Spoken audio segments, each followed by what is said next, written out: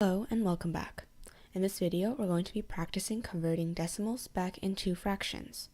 Let's just jump in by looking at the first problem. 0.2, we're going to try to convert this back into a fraction. And the way we're going to do it is to kind of work backwards from how we learned to convert fractions into decimals. So first step is to notice that we have a 0 on the left of the dot. So that means that we don't have any whole numbers, as in we don't the fraction is going to be less than 0, and so is the decimal. Less than 1. And now we look at the 2.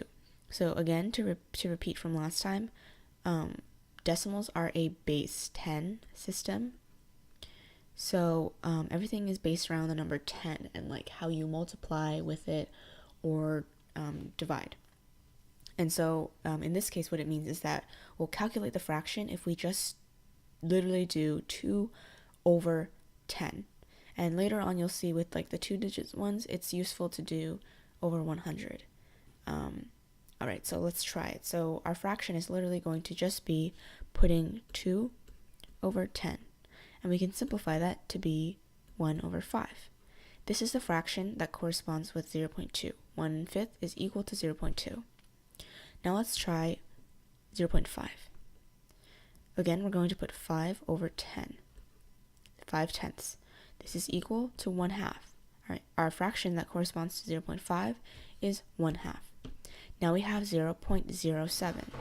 We're going to try to convert that by putting it over a base 10 number. In this case, you see we have 2 digits here.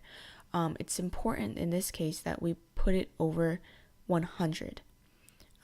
So if you have 1 digit after the decimal sign, you're going to have it put over 10. And then if you have 2, let's put it over, we can write 0.7 over 100. So that's basically equal to 7 over 100.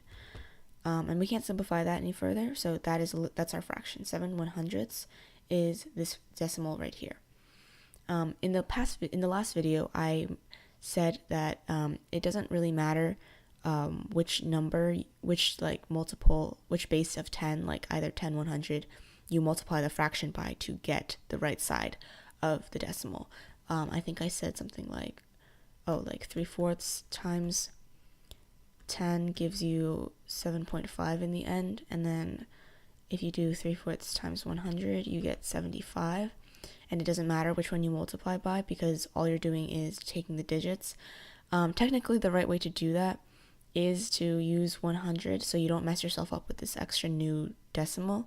But there's no real way to know which one you need beforehand. Like just looking at 3/4, you don't know whether to multiply by 10 or 100. I guess you could pick the number like either 10, 100, 1000, or keep going by seeing if you can like simplify the denominator and the whole number.